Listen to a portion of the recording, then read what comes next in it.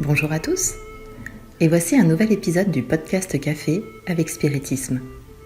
Aujourd'hui, nous vous présentons les réflexions de William Jacob sur le chapitre 77 du livre La vigne de lumière, de l'esprit Emmanuel, psychographié par Francisco Cândido Xavier, intitulé « Tu souffriras de persécution ».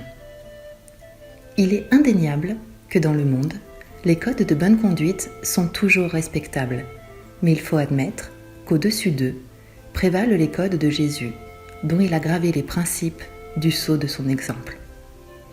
Toutefois, le monde tolère rarement le code des bonnes manières du Maître divin. Si tu te sens blessé et en quête de justice sur terre, tu seras considéré comme un homme raisonnable. Néanmoins, si tu préfères le silence de la grande victime de l'injustice de la croix, tu recevras des ironies à la face. Si tu réclames une rémunération pour des services rendus, les lois humaines te soutiendront, considérant par là que tu es prudent. Mais si tu produis quelque chose d'utile sans exiger de récompense, en souvenir du divin bienfaiteur, tu seras pris pour un fou. Si tu te défends contre les malveillants en faisant valoir tes raisons, tu seras considéré comme un homme digne. Néanmoins, si tu fais preuve d'humilité et que tu mets en pratique le pardon du Seigneur, tu seras franchement accusé de lâche et jugé méprisable.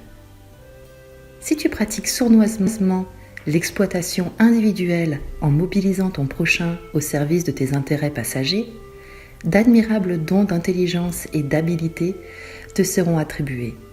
Mais si tu te mets à la disposition du service général au bénéfice de tous, par amour pour Jésus, on considérera que tu es idiot et servile. Tant que tu respecteras les lois sociales en donnant pour recevoir, en faisant en sorte d'obtenir l'admiration d'autrui, en louant pour être loué, tu recevras des éloges infinis de la part des créatures. Mais dès l'instant où, par fidélité à l'Évangile, tu seras contraint d'adopter des attitudes en conformité avec les enseignements du Maître et qui seront une source de lourdes souffrances pour ton cœur, tu seras pris pour un fou. Réponds donc à ton ministère, où que tu sois, sans le moindre doute dans ce cas, certain que le fidèle disciple de souffrira de persécution pendant longtemps encore.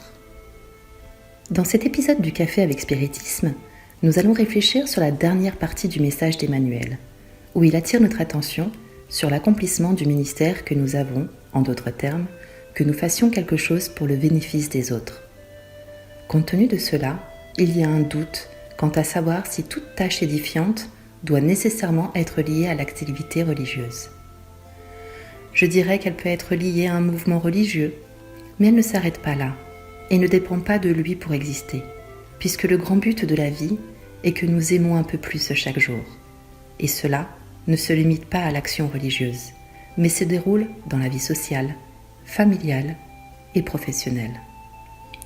Pour illustrer une partie de cela, nous voudrions souligner ici la parabole du bon samaritain, où l'homme qui est tombé et a failli mourir, après avoir été agressé, a été ignoré par le lévite et le prêtre, des hommes qui connaissaient les lois divines, mais qui ne les appliquaient pas. Et juste le samaritain, celui qui était vu par beaucoup à l'époque comme un ennemi, était celui qui aimait sans mettre de condition dans l'amour qu'il offrait. Il a fait sa part comme Jésus l'aurait fait. Certes, nous ne pouvons pas simplement dire que la religion n'a pas son importance et que les gens deviennent insensibles à la connaissance des lois divines. Ce n'est pas cela, notamment parce que de nombreux individus se sentent, à travers l'expérience religieuse, motivés à faire quelque chose de plus, à être de meilleures personnes, et cela ne peut être ignoré, ainsi que toutes les institutions édifiantes originaires de l'union de personnes liées à une religion. Le défi est de comprendre que le message chrétien doit être vécu et pas seulement connu, et que cette expérience doit se produire, comme l'a souligné Emmanuel, où que tu sois. Nous sommes des esprits immortels, traversant une expérience corporelle pleine d'erreurs et de succès, dans laquelle l'important est d'aller de l'avant, en profitant de toutes les leçons, afin qu'un jour, nous puissions aimer comme Jésus a aimé. Beaucoup de paix à tous Et rendez-vous au prochain Café avec Spiritisme.